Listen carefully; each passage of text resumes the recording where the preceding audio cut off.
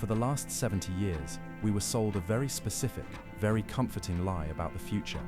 The promise was simple: as technology advanced, the machines would take over the heavy lifting.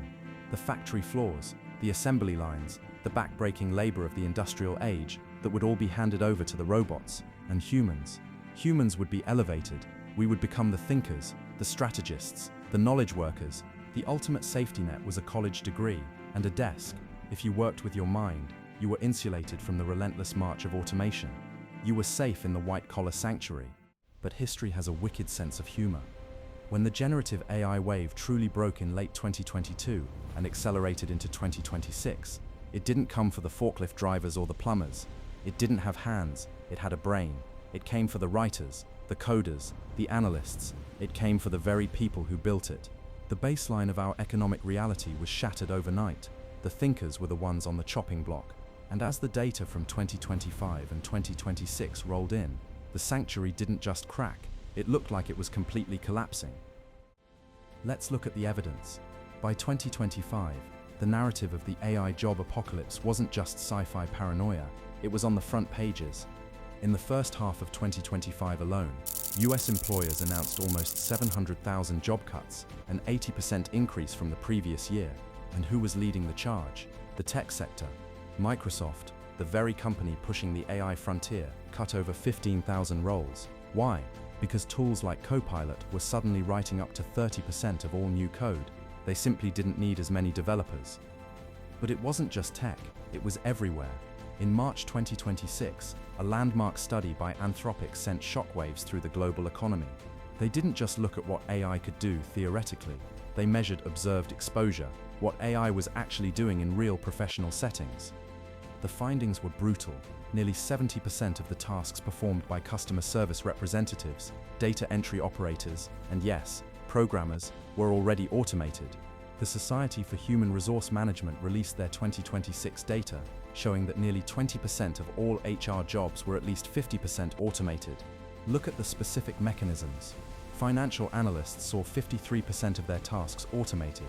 Legal researchers were being outpaced by algorithms that could scan a century of case law in 3 seconds. The AI didn't need health insurance, it didn't take sick days, and it certainly didn't complain about the return to office mandate. The tension in the modern office became suffocating. The people who spent 4 years and $100,000 getting a degree in marketing or computer science were suddenly staring down a machine that could do their week's work in the time it takes to brew a macchiato. Which brings us to the crisis point, the crescendo of the panic, the end of 2025. In a single year, major corporations blamed artificial intelligence for exactly 180,000 tech layoffs. That translates to roughly 489 jobs lost every single day, explicitly attributed to the AI transition. If human cognitive ability, our analysis, our creativity, our problem solving, could be commodified for $20 a month, what was our value? If the mind is obsolete, the human worker is obsolete. The Great White-Collar Recession wasn't a dip, it looked like an extinction event.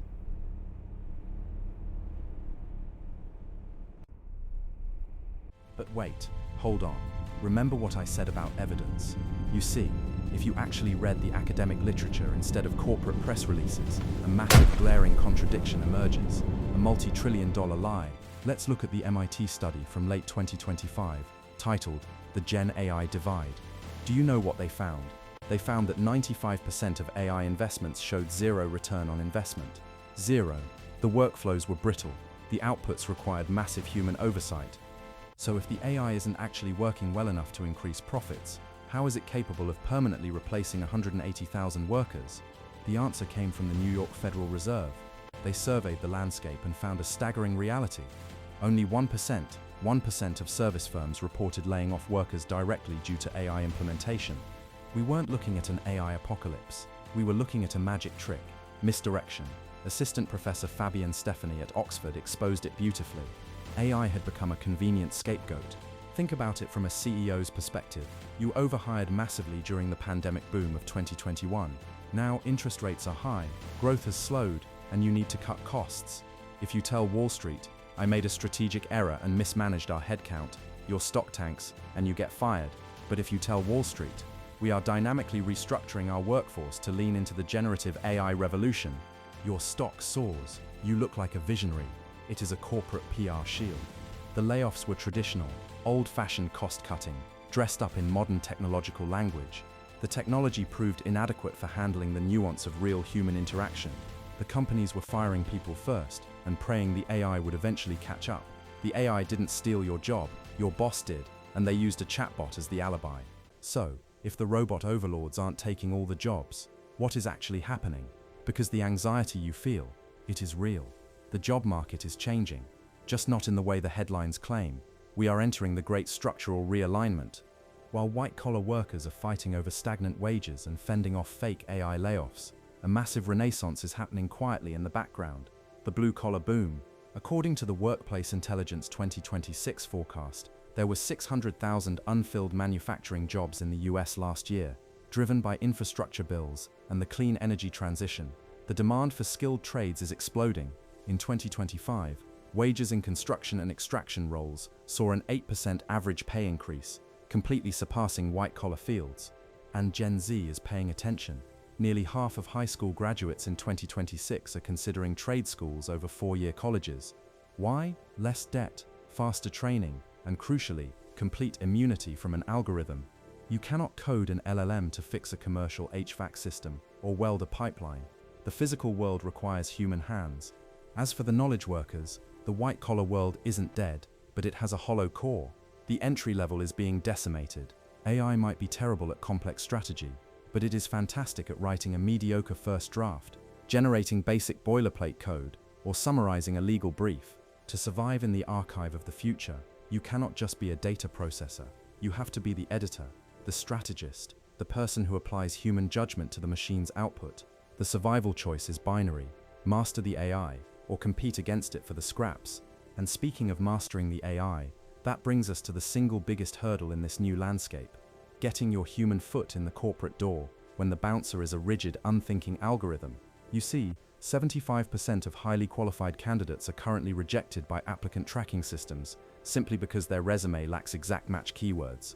You might have a decade of experience, but if the corporate bot is scanning for a slightly different phrasing of your exact skill, your application goes straight into the digital incinerator. This is where you fight fire with fire, using Res AI. Res AI is a ruthlessly efficient Chrome extension that acts as your personal algorithm translator.